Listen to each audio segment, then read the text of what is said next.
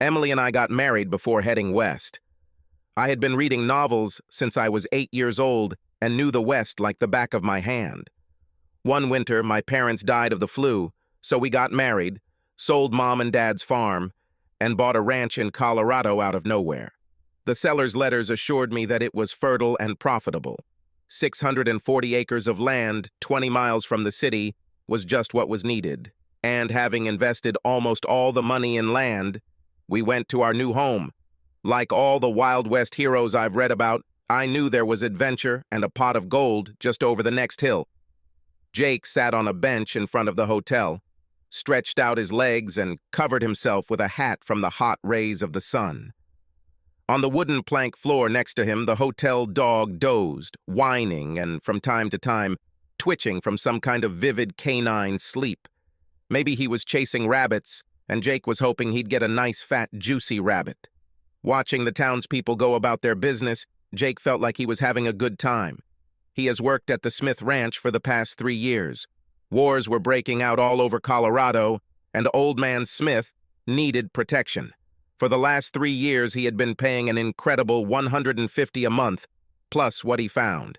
Unable to spend money, Jake kept almost all of it in the bank. The war on the distant approaches flared up and then died down without ever starting. But Old Man Smith was still worried. He put Jake and 2 other mercenaries on half pay, giving them time off instead. The rotation meant that there were always 2 of them on the ranch. There were constant raids by Indians and bandits, and the ranch was a rich target. But at the same time, Jake received more than twice as much as a regular cowboy, and almost 2 weeks of vacation every month to do as he pleased. Personally, he thought Old Smith was a fool, but he was rich, and it was such an easy job that it would be stupid to argue with him. In his free time from work, he went into town, played poker, had sex with 1 or 2 saloon girls, and relaxed. Maybe, from time to time, he went fishing or hunting.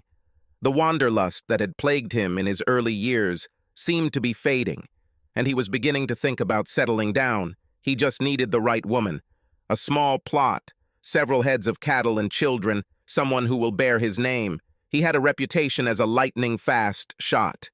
Other ranchers constantly offered him large, almost obscene sums of money to get his trunk into their hotspot. True, he hated killing and therefore refused such offers. He had to shoot bad people more often than he cared to think about it. But that was the West. Lawlessness still reigned in vast areas of the country, and there were mischievous people who stole everything they could and killed everyone who stood in their way. Then there were people like him.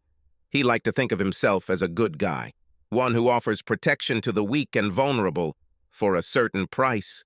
A very good price, he chuckled to himself. With nearly $6,000 in the bank, he had enough money to retire. Maybe he will buy a small estate and have a few head of cattle and horses to earn money. A ranch costs between $200 and $500, depending on the amount of land, water, and fertility. Recently, he had his eye on a nice place 20 miles from the city, but someone in the east snatched it up before he got the chance. But the plot next to it was put up for sale. It was good land with water and timber, ideal for ranching. What's even better is that the 2 original owners built their homes right on the property line, 30 meters apart. He liked this idea. Just enough distance for privacy, but close enough for company or general protection if they were attacked. The hot sun had already become rather tiresome, and, feeling somewhat less full after the huge breakfast he had just eaten, he rose to his feet. Maybe he'll stop by Lincoln's office and make him an offer for the property. He could always sell it later if he decided to do something else. The hotel door next to him swung open, and the most stunning woman he had ever seen stepped and stood directly in his path along the boardwalk, nearly colliding with him. He automatically reached for his hat. Thank God he paid for his bath last night and put on fresh clothes this morning. "Ma'am," he lowered his hat respectfully, "I'm Jake, and you're Miss—" The door swung open again, and a thin young man stumbled out, lost his balance, and crashed into Jake. Accustomed to drunks bumping into him in the saloon, Jake simply pushed him away without looking. Staring at the lady, he did not notice how the young man hit the edge of the boardwalk. He waved his arms wildly, trying to catch his balance, and fell backwards onto the street, right into a pile of fresh shit.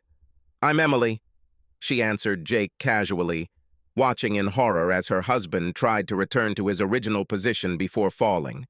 She covered her mouth with her knuckle, upset by the young man's fall.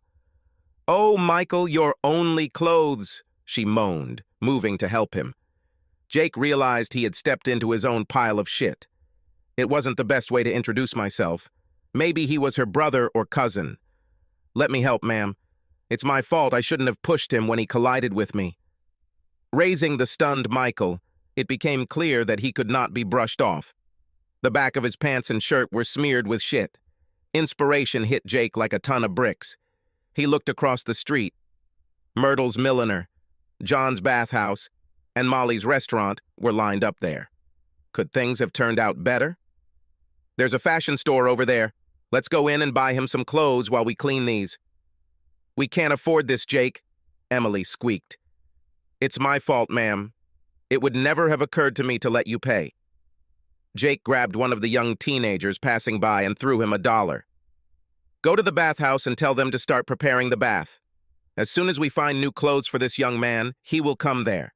Then come back. I will give you these clothes so that you can take them to the Chinese for washing." Of course, Jake, his eyes widened in disbelief, looking at the whole $1. He had never had so much money at once in his life. Myrtle forced Michael to undress in the backyard, took his measurements, and then sent him to the bathhouse in only his underpants. The boy reappeared, his smile almost ear to ear, as Jake slipped him another $1 to take his dirty clothes to the laundry. After taking care of Michael, Emily wandered around the store, looking at clothes, hats, and shoes. Jake leaned over to Myrtle and whispered to her to take her time making new clothes for Michael. He is willing to pay twice as much if she delays the work. Myrtle looked at him strangely, but money is money. She agreed. Emily looked at the gorgeous dress hanging on the rack and caressed her fingers over the soft cotton twill fabric. Jake caught her quiet whisper. "This is wonderful. Why don't you try it on?" Jake encouraged her. "I can't afford it," she admitted. Myrtle hurried forward looking for a new proposal and overheard her. "It's only $3.50. Myrtle grabbed the dress in Emily's hand and dragged her into the fitting room. "But I cannot. Just try it on." Myrtle was in shock. This day was supposed to be profitable. Dress a customer in a dress and it will sell. She saw the look on Emily's face. While Emily was busy, Jake hurried to the next building and quickly paid for the bath, paying extra if they could make it last very long. He walked up to Michael's private room and knocked. "Michael, if you don't mind, it will take some time before you have a bath and are ready to get dressed. May I suggest taking Emily to Molly's restaurant next door and buying her lunch to make up for my rudeness?" The answer was not long in coming, and Michael replied, "That would be very nice of you, Jake. Thank you for all this. Please take care of my wife." "Definitely." Jumping Jehoshaphat. Was she married to that little mouse? Well, it made the game much more interesting. Emily wouldn't be the first married woman he'd helped become a fallen woman. Fighting men and their revolvers were irresistible to some women. At the milliner, Emily was still in the fitting room. "Will a hat and boots go with this dress?" Jake asked Myrtle in a whisper. She nodded enthusiastically. "Just tell her they come with the dress and I'll pay." Jake watched as Myrtle took off like a stallion scared of a rattlesnake, eager to please. She loved the smell of dollars. Myrtle quickly passed the boots and hat through the door and then disappeared inside.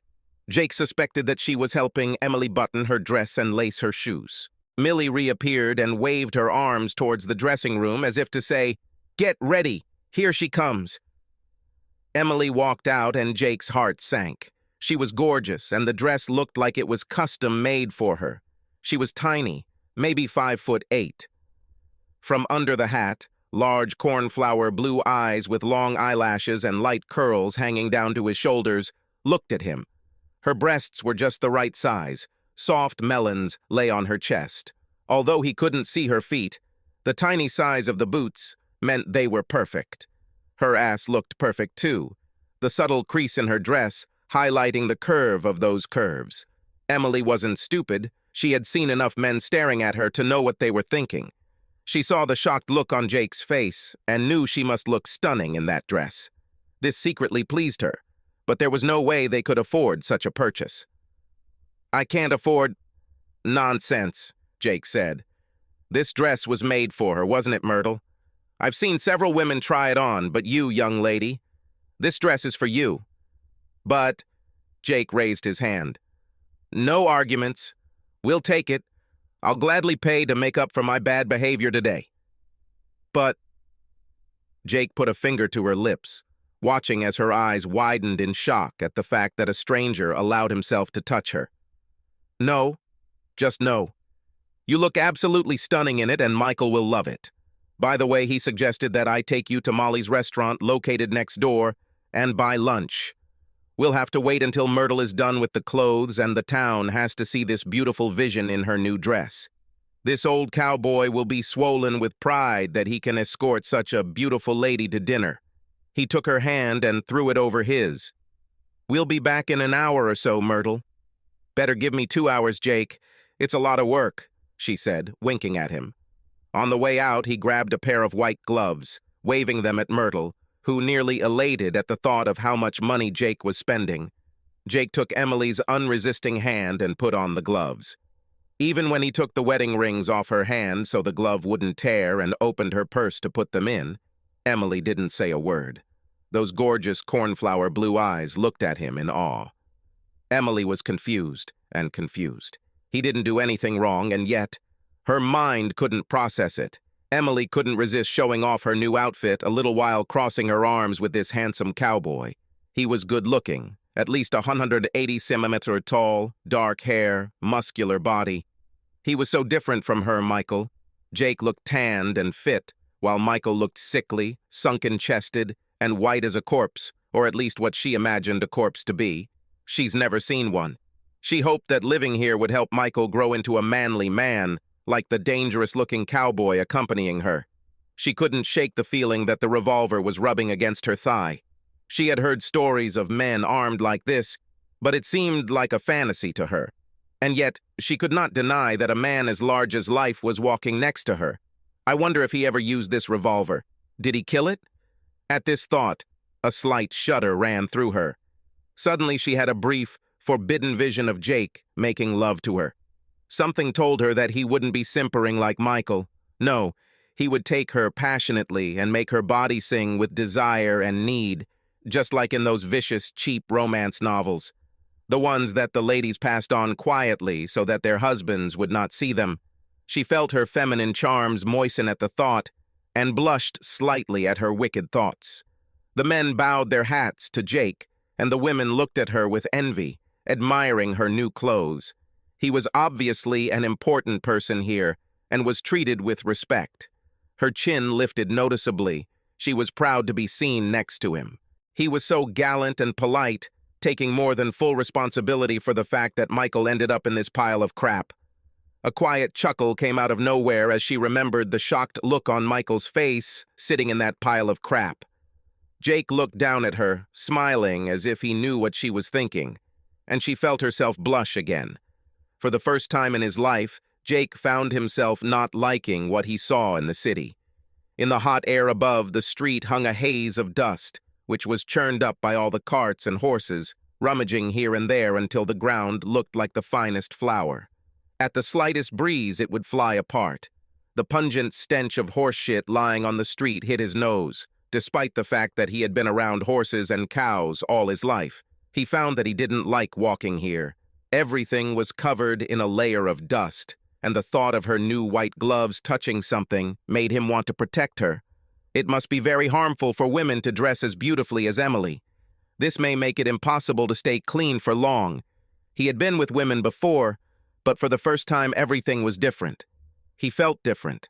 She was a gorgeous lady in her fancy dress, and she deserved better. Even though Molly was busy, Jake was served right away. Charlene, known to everyone as Charlie, placed the menu in front of them. Jake glanced at the fly-covered page and demanded a new one, clean. Charlie stared at Jake as if he had grown horns, but she still went and brought them a clean menu. She started to ask Jake why he was back so soon after breakfast, but the shake of his head silenced her. Taking off her new gloves, Emily chose, perhaps a child's portion of stew. Jake saw that she was hungry and wondered when she last ate. He knew that look. He had been like that himself for many years. Not all circumstances were as good as they are now. "Are you and Michael going to live here?" he asked. "Yes, we bought a ranch 20 miles south of here." "Wilson's place?" "Yes, but how did you know?" "I wanted to buy it, but the land agent told me that some people from the East contributed money and bought it first." "I'm sorry." "No, the land adjacent to you is for sale, and I planned to buy it this afternoon. We will be neighbors. I would like that." She was happy. "I would like that." And then realizing that she had missed her husband, she added, "And Michael too." "Well, if you're going to live here, try the steak. The cook copes with this task perfectly. Stew is good, but steak is much better." "That's so much food." He shrugged. "Eat as much as you can." They ordered, and Jake whispered something in Charlie's ear. She returned with good quality whiskey, filled 2 glasses, and set the bottle down. "Oh no, I can't." Jake ignored her protests and raised his glass. "For new friends and neighbors." Caught off guard, she couldn't resist the toast, picking up her glass and downing it in one gulp, just as Jake had done. Her stomach was empty. The drink almost rose back up, but eventually found its home, settling and warming her stomach. She had never tried alcohol before. As they waited for the food, the alcohol entered her body, causing her to giggle. Emily looked around the restaurant. Jake couldn't help but notice how dirty everything looked, with flies swarming around the diners. As if hearing Jake, one fly buzzed right into his mouth just as he opened it to say something to Emily. "Jake has eaten a couple of flies in his life. Horses and cattle constantly shit, and shit attracts flies. Nothing can be done. It was a risk associated with the job. His first reaction was to spit it out, but Emily turned to him. There was no way he would spit in front of her. He grabbed the poured whiskey and threw the glass down his throat, but the determined fly somehow avoided the flow of whiskey and clung to the roof of his mouth. The fly's tiny legs tickled him unbearably as it wandered around, exploring the surroundings. He tried to crush her with his tongue, but she managed to dodge his efforts until she flew down and landed on his tonsils. Emily turned to say something to Jake, but stopped abruptly when she saw his face. His cheeks were twitching, and his eyes seemed crazy. Emily thought he might have had a seizure. She had heard of such things. Maybe that's why he didn't have a woman. She saw his eyes suddenly bulge, and his cheeks almost fall off his face as Jake couldn't stand the tickling in his tonsils anymore. He coughed loudly, spitting the poor fly onto the table, where it lay upside down in a pool of saliva, its little legs waving in the air, trying to stand upright. Jake could not take his eyes off the fly, as he counted only 5 moving legs on it instead of the usual 6. Where number 6 had gone, Jake didn't know, but the thought of where she might be made him almost gag. He didn't want to know. "There are only 5 of them," he whispered with horror. "What?"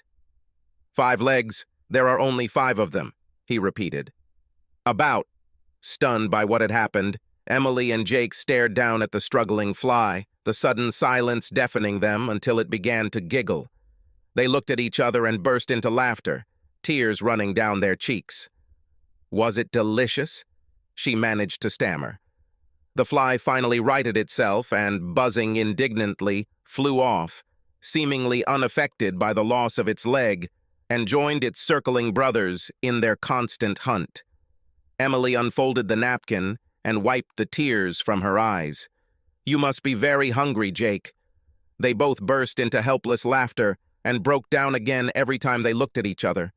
People around them began to look at them as if they were crazy. Jake hastily wiped the remaining saliva off the table. The fun died down just in time for Charlie to show up with the food. Emily had never seen anything like it. The steak took up almost the entire plate. The rest was piled high with potatoes, carrots, and wild onions. The whole thing was drenched in a generous amount of beef gravy. In her opinion, this was enough for 2 people. The smell was divine, and her stomach rumbled with hunger. Jake took a forkful of the stew he'd ordered, declaring he'd had a hearty breakfast, and invited her to try it, brazenly suggesting the intimacy of lovers feeding each other. She let him put the food in her mouth and sat there, enjoying the taste. "Oh, this is amazing, Jake. Now try the steak," taking advantage of the distraction to fill both glasses. Oh, came out of her mouth. "Jake, this is divine. I've never eaten anything so delicious." Jake raised his glass and made another toast. "For good friends." Without hesitation, she lifted her glass and took a sip. Despite her claims that there was too much food, her plate was clean, and she ate a piece of pie. Now they were enjoying cups of real coffee. That's why he loved Molly's restaurant. There is so much fake coffee made from bread, chicory, or dandelion roots, and this place ordered it from the East and ground the beans themselves. It was expensive, but worth every penny. During this time, he flirted with her slightly. The alcohol made her giggling and receptive. She teased him back, sometimes playfully slapping his arm when he went too far. Once she called him a boor, but the wide smile on her lips said otherwise. She herself enjoyed it. Finally, having eaten her fill, her little belly bulged out slightly and Jake proposed. "Michael will not finish soon, but I want to settle the issue with the purchase of real estate. Maybe you'd like to come with me. The land agent has a huge map of the area on his wall so you can see where your property is located. I'll show you where your house is. You will also be able to see all the roads, lakes, and streams. This will help you navigate." For a moment, she felt uneasy. It was extremely indecent to rush around the city like this with an unfamiliar man. But alcohol and a full belly after the first good lunch in several days forced her to decide on an adventure. Besides, she was having fun for the first time in a long time, and it would be useful to get to know the area better. A map is a great place to start. She nodded. She would like to go. He held out his hand to her, and she didn't resist, as he took her new gloves and kissed her fingers before putting them back on. He noticed that she hadn't bothered to put on her wedding rings while they were having dinner at Molly's. He took this as a good sign. Jake headed to the Pioneer Western Bank first, and Emily was amazed to see the rich wood interior of the teller's office. The polished wood and gilded metal bars in front of the gate gleamed in the light. There was a real glass window at one end. She couldn't even imagine how much that window alone cost. The bank looked very solid and prosperous. She was even more startled when the manager jumped to his feet and came out to greet Jake in person. "Larry, this is Emily." He turned to her, realizing that he did not know her last name. "Bronson," she prompted. "Oh yes, I was waiting for you. I received a telegram from your husband and I understand that you have purchased the Wilson house. Has your husband arrived yet?" "He had a little accident this morning and Jake was kind enough to show me around while he got himself cleaned up. Has our money transfer arrived yet?" "No. What did you expect?" "Yes, this is our money for settling here." "Well, I can track him. It may take a few days, but we will find him. These things happen sometimes." "A few days? But we have a hotel bill to pay and we need supplies. And Larry will cover you for this time, won't he, Larry?" Throwing a meaningful look at him. "Of course, please come in, and we will process your account if your husband can come in later when he is better and sign the papers." While she was signing the paperwork for the account, Jake told Larry that he was buying a lot next to her house. "When Lincoln receives the document, I will tell him to bring it to your safe for safekeeping, and you can pay him the amount due. It should be around $400, $450. He nodded. "I'll take care of this for you, Jake." After finishing their business, they shook Larry's hands and left. Jake took her to the land office and introduced her to Emily. "Lincoln, I need a plot next to the Wilson's house. How much will he charge?" "It's firmly worth $400, Jake." "Okay, that's good. When you register the plot, give the documents to Larry, and he will pay you." "Okay, Jake. By tomorrow morning, he will be yours." Jake led Emily to a large wall map that showed the new plots she and Michael had acquired and his plot. He ran his finger along the edge of the property. "Your house is located approximately here, and mine is here. It's very close." "Yes, that's what I liked. Far enough for privacy, but close enough to have neighbors or if we need to defend our property. Plus, there's a nice little pond between us that crosses the property line, so it belongs to both of us. You can swim and bathe in it. Can you see him from your house? Yes, he said, giving her a sly smile. Swimming. Naked in front of another man, she thought, and blushed. She slapped his hand. He was unbearably bad, but she kinda liked it. Having finished with the land transactions, they headed to the Emil's dry goods store, where they placed an order for 2 carts, swampers, and supplies for tomorrow. Stepping back out, Jake reached out and laced his strong fingers with hers. Despite her familiarity, she allowed him this liberty. He was so kind to them. She had a gut feeling that Michael had gotten them into big trouble. He got involved in a poker game and foolishly lost all the money they were carrying with them. She was furious about this. The further trip became a real test for them. Thank God they paid for the stagecoach ride in advance, otherwise they would never have gotten here. The conversation at the bank also bothered her. Michael told her that he had wired them the money up front. After a month on the road, she expected them to be waiting for them. Before Jake fed her, she and Michael hadn't eaten in days. They were broke. Larry walked out of the bank just as they were passing by. Mrs. Bronson, I received a telegram with an answer to your question about the money transfer. Your husband closed his account entirely in cash, and there was no transfer through our bank. Perhaps he made the transfer via Western Union. Thank you, Larry, she said with difficulty. Michael was very determined about transferring money through the bank. He insisted it was safer this way. After he lost their savings in a poker game, they had nothing that would allow them to set up a ranch. How is she going to pay for the groceries and supplies she just ordered? Jake realized she was upset and took the initiative. Transfer $100 from my account to hers. No, she shouted. You've already done so much for us. I just helped a neighbor who was in trouble. Won't you do the same for me? Trembling and crying, she nodded. Come on, let's go find Michael. Maybe it's time to find out the truth. He gave her a minute to take a small handkerchief from her purse and wipe away her tears, and then he took her hand again. Emily looked up at him. Tell me honestly, are you helping us or me? Honestly, he said, biting his lip, hating to admit it, to you. Why, you know that I'm married? Over the years, I have seen dozens of men like Michael. He is a child. He has the body of a man, but the mind of a child. They have no idea what they're getting themselves into. They just have weird, high-flown ideas about what the West is.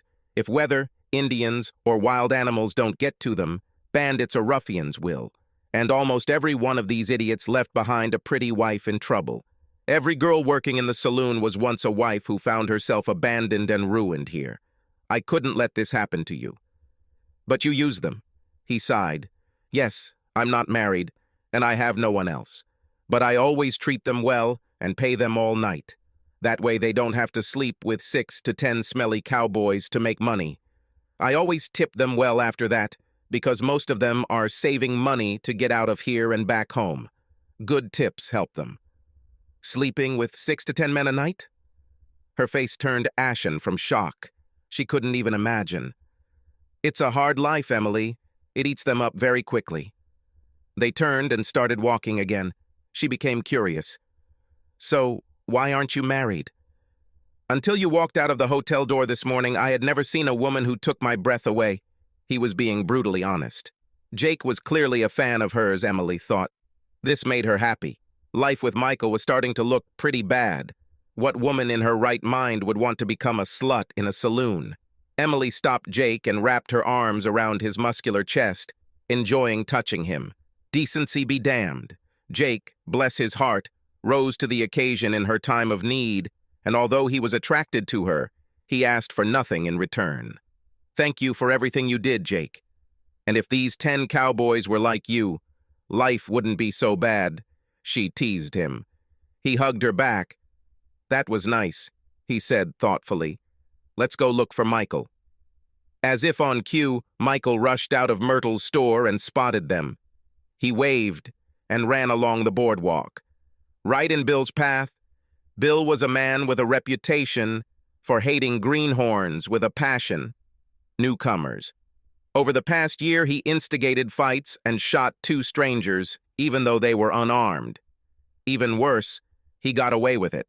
The few witnesses were too frightened by his weapon to tell the sheriff the truth. Shit, Jake cursed. It was bad. What? She asked, just in time to see Bill stick out his leg and Michael fly, landing on the ground with a cry of pain. Before he could get up, Bill kicked him in the ribs, causing another cry of pain. Jake was already moving down the street. Bill pulled out a revolver and Jake knew he intended to shoot Michael. Bill, Jake's voice was heard on the street. Bill raised his head, grinned, and began to raise the revolver in Michael's direction. Emily, holding her knuckles in her mouth, frightened by this terrible scene, heard 3 pops, so close together that they were almost indistinguishable. Jake did it so quickly that she barely had time to see his hand. Bill seemed to explode from the inside. Blood spurted from his mouth, joining the growing blood stains on his shirt before the revolver slipped from limp fingers and he collapsed onto the plank floor. She looked in a shocked daze as Jake stood in the midday sun, calmly reloading his revolver as loud, piercing screams rang out. She realized that it was Michael screaming over and over again like a little girl. The contrast couldn't be greater. One was a man, the other was a boy. She stuck with a boy. Jake had just shot a man, taken a life, and did it without hesitation to save her worthless husband. Emily's entire feminine essence became sticky, and for the first time in her life, she realized that she wanted a man. Jake finally walked up to Michael and punched him in the face several times, telling him to get a grip. Michael sat on the edge of the boardwalk and cried. When the sheriff arrived, Jake told him what happened, which was confirmed by several witnesses. The sheriff ruled it self-defense, and it was over. By law, Bill's property now belonged to Jake. Jake searched Bill's pockets and took his gun. He gave the $50 he found to Emily and the weapon to Michael. They will pick up the horse and saddle from the stables later. You need to learn how to defend yourself before you get killed, Jake told him. We'll start tomorrow when we get to your station. Emily had her own questions. Where is all our money? I lost them at that poker game, he admitted, still snoring. What about bank transfers? I never did. You're a pathetic piece of shit. It's because of you that we got into so much trouble. The only thing that saves us is Jake's mercy. He even saved your worthless life. It would be better if he let Bill kill you. She angrily walked up to Jake and brazenly took his hand. Thank you for standing up for Michael. They sat on a bench in front of the hotel while Michael sat sulking on the boardwalk down the street, drawing in the dirt with a stick. It took Emily a long time to cool down. After all, she didn't marry Michael out of love. After thinking about it, she realized that she agreed to marry him because she had no other choice at the time. There were few suitable men where they lived. Finally, she spoke. I don't know whether to thank you for saving his worthless life or kick your ass for stopping Bill from shooting him. Suddenly becoming a widow seems quite attractive. Jake laughed. Glad I'm not Michael now. Besides owning the ranch, he lost all our money in a stupid poker game last week. He lied about the bank transfer. I don't even want to be near him right now. Without you, I'd be one of those sluts looking for a job in a saloon. This will never happen. He raised his eyebrows, looking at her. I would film you every night. Her anger instantly evaporated, and she slapped his arm with a giggle. This is the most indecent but wonderful proposal I have ever received, sir. Perhaps a more suitable proposal would be to have dinner with me. A mile out of town, Martin is having a barn dance, and we could go there and take part in it. This should be fun. There will be a lot of families there. You will be able to meet them. Emily looked thoughtfully further along the boardwalk at a sulking Mikhail, intently drawing with a stick. Jake, this is not at all decent. But she couldn't help but smile at him to take the edge off her words. She jerked her thumb at Mikhail. What about him? I don't want to watch him all night. Today is Saturday, and the saloons will be full of people. Lots of drunks with weapons and a desire to fight. The safest place for him is your hotel room. I'll ask the restaurant to send him dinner. Tomorrow, the carts will be loaded and ready. We can go to new places to settle down. I'll spend some time teaching him how to use a weapon. Then maybe he will survive here. Thinking about Michael made her angry again. She didn't want to be near him right now, and she had no desire to sit in a hotel room with him tonight. Dinner and dancing with Jake was extremely inappropriate, but it sounded great. Suddenly, she didn't care about decorum. She could let her hair down, something she had been missing lately. After taking care of Michael and having a good dinner, they went to the stables to pick up Jake's horse. Emily had never ridden a horse before, so Jake jumped into the saddle, leaned over and picked her up with one hand, placing her in the saddle sideways to him. Emily was delighted with such strength in the man. She knew for sure that Michael would never be able to lift her like that. Going to the dance, she felt so safe with him, his arms wrapped around her, holding her in the saddle. His handsome face was next to hers, their warm breath mingling. She felt herself relax until their bodies were pressed comfortably against each other, the horse's slight rocking gait holding them close. For the first time in a long time, she felt satisfied. There was no doubt about his attraction. She felt his aroused male tool pressing against her thigh. He seemed so big compared to Michael. Surely it couldn't just be him. At the barn gathering, she had a great time learning how to square dance and responded to her partner quickly and without mistakes. Everyone welcomed her. No one was bothered that she came not with her husband, but with another man. There was a lot of gossip about today's story, and people were coming up to Jake and thanking him for ridding the town of a wormy apple like Bill. She met a lot of people and received several invitations once she settled down. She had a couple of shots of whiskey with Jake, which resulted in her giggling and flirtatious behavior. All the young, unmarried girls who approached Jake and asked him to dance seemed to make her feel bad about him. She was pleased that Jake respectfully turned them all down, and she did the same with any requests. The evening was fun. Everyone was dancing and having fun until there was a lull. The couple had been slow dancing for the last half hour, and she found herself in Jake's arms, pressed against his body, aroused and wanting him. When he, dancing, distracted her into a dark corner and allowed himself a kiss, she greeted him and kissed him back, gently exploring each other's lips. When his hand found her ass and pulled it even closer to his steel, aroused tool, she gasped and pressed even harder. During the last dance, they hugged each other tightly, swaying in one place on the dance floor. Emily discreetly undid a few buttons on Jakey's shirt and rubbed her face against his chest, enjoying the curly chest hair and warm skin. Taking a deep breath, Emily felt his manly skent lighting a fire between her legs. Jake was undoubtedly a man. She had never felt such feelings with Michael or any other suitor. People began to pack up their carts and mount their horses to go home. Jake helped her up so she was sitting properly in the saddle this time, and then sat behind her. His arousal was obvious and rubbed against her ass, while her womanly buttocks rubbed up and down against the pommel of the saddle. From the light step of the horse, a fire soon flared up between its legs.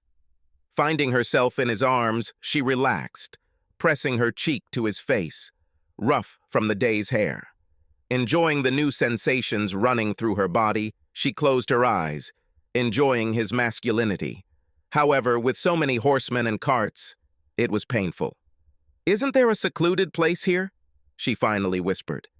"We can take the next path, but it's 3 times further." "Wonderful," she purred. When they were finally out of sight, Jake headed towards the familiar meadow. Dismounting, he spread out his camp blankets, and immediately their clothes came off until they were both naked in the moonlight, looking at each other hungrily. Her eyes widened when she saw his large, erect male tool. "Oh God, where are you going to put all this?" she asked worriedly. "Is Michael small?" She raised her little finger. "He rubs his little thing right here on top and then squirts his juice all over my stomach before you can say Jehoshaphat." "He'll do," he told her, taking her in his arms, and they sank onto the blankets together. She stopped him for a moment. "I've never done this with anyone but Michael. I'm not a woman of easy virtue, so just this once and don't think badly of me." "Emily, I would never have thought that you were a woman of easy virtue," Jake said soothingly. From Michael's description of his efforts, Jake realized that she had no idea about foreplay. He kissed her and rubbed against her private part for several minutes, feeling her whimper with pleasure. His mouth found the breast and caressed the bud for a while before moving on to the next one. He felt her suffocating with desire. He sank lower, hearing her alarmed groan. "What are you doing, Jake? You... Oh!" His tongue found her little lady button, licking and caressing it, showing how much he craved her. Her hands grabbed his head, and her hips rose, and greedily pressed him to her, and now she was screaming about her pleasure into the dark night. He carried her into the heavens 3 times before gliding upward. She gasped, "Oh, Jake, I've never experienced anything like this. Is this what they call a climax? I've never had one. Unbelievable, That's all he could think. How could Michael be so ignorant? "Yes, that's true," he replied. She was ready for him. Her eyes widened in surprise as Jake slid inside. They both sighed in pleasure as he bottomed out and hugged her tightly, looking into her eyes. "Told you so," he said cheerfully. "Fits perfectly." A minute later, she was screaming Jake's name at the top of her lungs as they both reached the finish line. The second time was even better than the first. She learned quickly, and soon was giving as much as she received. The third time, she wrapped her arms and legs tightly around him, and they simply rode on the soft waves pulsating through their bodies. Jake grabbed her shoulders, pressing her head to his. Her soft croons of "Oh, Jake, Jake, Jake" were interspersed with searing kisses and his quiet words of "Emily, oh, Emily." This is what it means to be a woman, she realized later, beaming after mating. This was missing in her life. She swore she would never miss it again. It was another woman who was traveling with him to the city. She was wearing only her petticoat. Everything else was packed in her saddlebags. She pressed herself close to him, wrapped her arms around him, buried her face in the crook of his neck, kissing him tenderly from time to time. Jake hugged her tightly, and when they entered the city, she did not move. She didn't care who saw them. She gave a sign that she now belonged to Jake. The clerk didn't bat an eyelid when Jake brought her half-naked in his arms and demanded her honeymoon number. There was no sound of protest as the hotel door clicked shut behind them, leaving her husband upstairs, alone, unloved and unwanted. This is what her wedding night should have been like, Emily thought the next morning. Her body was glowing and her skin was tingling with the desire to possess Jake even more. They made love all night, falling asleep, waking up and connecting again. She had already lost count of the number of pleasures brought to her.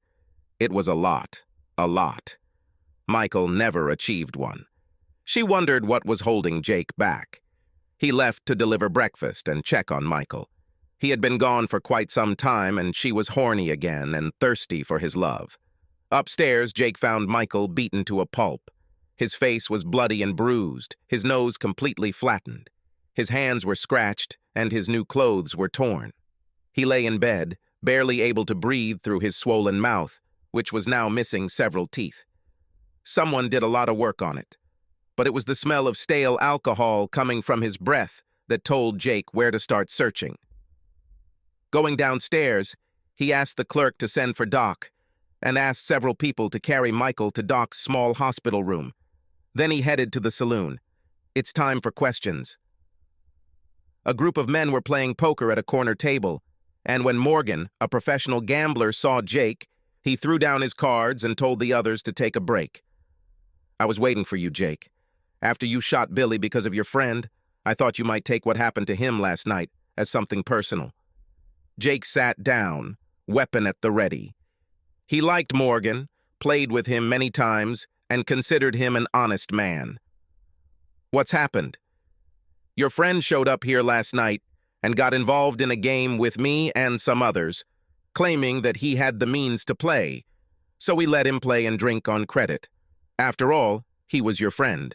We caught him cheating when he made a huge bet of $50. It was the most clumsy thing I've ever seen. I don't think he's done this before. I won the hand, and when we demanded to pay, he admitted that he had no money. Jake, he got beat up pretty bad. A lot of guys would have killed him, but because of you, they only beat him up. Jake thought that was more than fair. For card cheating, people were shot, hanged, even smeared with tar and feathers, and then driven out of the city. He believed Morgan, that stupid asshole Michael. He was told to stay in his room for his own safety, but here he is, drinking and cheating at cards, letting people think Jake has his back. That's not all, Morgan said gloomily. He reached into his vest and pulled out a piece of paper, unfolded it, and placed it in front of Jake. This was the document for the new ranch, issued to Morgan. He gave it to me so that I could get it for the bet when he was taken to his room. Jake examined the document and was shocked that it only mentioned Michael. Emily was not listed as the owner of the site. Jake was furious. He wanted only one thing, to find Michael and put a hole in his useless head. Morgan became alarmed at his growing anger. Jake, this is not for you, Morgan. I wish I could kill that stupid son of a bitch. He deserves it. So what are we going to do here? A $500 ranch is too much to pay for a $50 bet. Morgan walked up to the bar and picked up a fountain pen and ink. I like you, Jake. You're one of the good guys. You know how to handle a gun, but you always try to do the right thing, like yesterday, when you stopped Billy. I make good money from cards, and I don't have to steal people's property. What is her name? Emily Bronson. Morgan signed the deed in the name of Emily Bronson and handed it to Jake. I understand your disappointment, Jake. I would have put a bullet in that idiot's head yesterday if I didn't think you'd take it badly. I saw you yesterday with his wife and you looked good together. If she's stupid enough to stay with him, well, he shrugged. I hope she ends up with you. Jake nodded. Me too. Thanks for that, Morgan. This means a lot to me. I've got your back if you get into trouble and need help. Just let me know. Necessarily. Do you look a little tired, Jake? He couldn't help himself. That woman completely wore me out last night, he admitted. They laughed together. Morgan poured them a glass of whiskey, and they raised a toast to the willing women and then shook hands. Jake went to Doc to see how Michael was doing. Doc said he was badly hurt and had a broken nose and ribs. He needs bed rest and pain relief for the next few days. Jake paid for it and asked Doc to tell Michael that Billy's horse would be waiting for him at the stables when he was better. Whether Michael knew how to ride a horse or not, Jake didn't care anymore. He could walk 20 miles if he could not ride. He went to the stables and agreed to pay for Billy's horse until Michael needed it. The carts were loaded and Swampers stood ready outside the dry goods store. Knowing that they would be driving quite slowly, he told them to just drive. They knew where the old Wilson house was. By the time he returned, Emily had already dressed and was worried, wondering if something had happened to him, especially when he showed up without the breakfast he had left for. He took her to a restaurant to eat. When they finished, he told her what Michael had done the night before. So he got drunk, tried to cheat at cards, got beaten up, and then signed a contract to sell our property to pay the $50 bet? Disbelief was evident in her upset voice. She examined the property deed, noticing that Michael hadn't even included her on it. So this Morgan just gave me the ranch? Jake nodded. Having finished breakfast, she stood up. Where is this Morgan? In the saloon. Jake was amazed when she walked straight into the saloon, as if women did this every day. He had to admit that she had courage. Jake pointed at Morgan, and Emily walked over to him, took his cards and put them down, spread his arms, and then sat on his lap, wrapping her arms around his neck. As a sign of gratitude, she kissed him on the cheek. Come see us any time, Morgan. There will always be food and bed for you. Thank you for your generosity. Jake noticed a tear roll down Morgan's cheek. Morgan? Just an old memory, Jake. A real old memory, he said with a deep sigh. Since Emily had nothing else to do, she refused to go to Michael. In her opinion, he got what he deserved.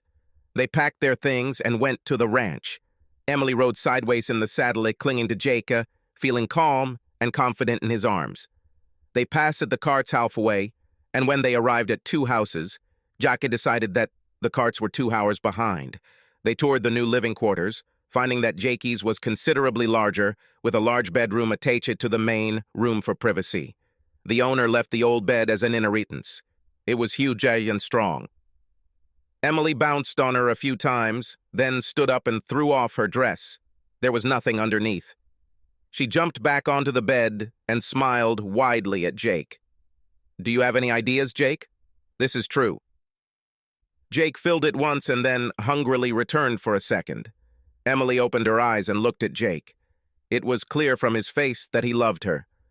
"Say it," she demanded. "What? You know, I love you, Emily. And I want you to marry me." "I love you too, Jake. And yes, I will marry you as soon as I can get a divorce from that useless husband of mine. If I can't get a divorce, then if I have to, I will live with you in sin." After this, hearing the approach of the carts, they reluctantly got out of bed and set to work unloading. With the help of the swampers, they quickly finished the job, putting everything in Jake's house. They were going to live there, and Michael could take another house. The workers were happy when Jake gave them $1 each, and they left for the city, leaving the lovers alone in their new home. They put the house in order and sat on the porch, enjoying the silence and pride in the fact that they had their own land. "This pond looks very tempting," said Emily. "Yes? Want?" She stood up and took off her clothes. While they were washing, Jake had a fantasy of seeing her naked in the pond. After dinner, they cleaned themselves up, blew out the lantern, and retired to their bedroom, making love in their new home, and then fell asleep peacefully. They enjoyed a week of making love and getting to know each other better before Michael limped off, barely holding onto his horse. He got another house, despite his protests that Emily was his wife. She told him straight up that it was over between them and they were going to get a divorce. She no longer had the time or patience for a fool like him. Michael stayed here for several months, never deciding to take up cattle farming, until he heard about a gold rush in a place called Cassiar in northern Canada. He left to make his fortune and was never heard from again. A few months later, Emily received a divorce. The judge accepted her statement that Michael had abandoned her. 5 minutes later, the same judge married her to Jake. They lived a happy life. Emily gave birth to Jake 3 children. Jake gave up guns, using them only when necessary to protect his family and land. They worked hard on their land, turning it into a profitable cattle ranch, and over the years gained a reputation for being willing to help those in need, especially wives who were left widowed or without a livelihood because of an ignorant husband who did not have the slightest idea about the realities of the West. Jake died at the age of 70, and Emily followed him, not wanting to live another day without her Yakey. Their grave is overlooked the pond where they spent so much time together, living and making love. One of the memories that their grandchildren still talk about is when Grandpa and Grandma were arguing. Grandma would call him the mighty fly chaser, and Grandpa would blush and go silent. And a little later, they laughed and giggled together at some personal joke.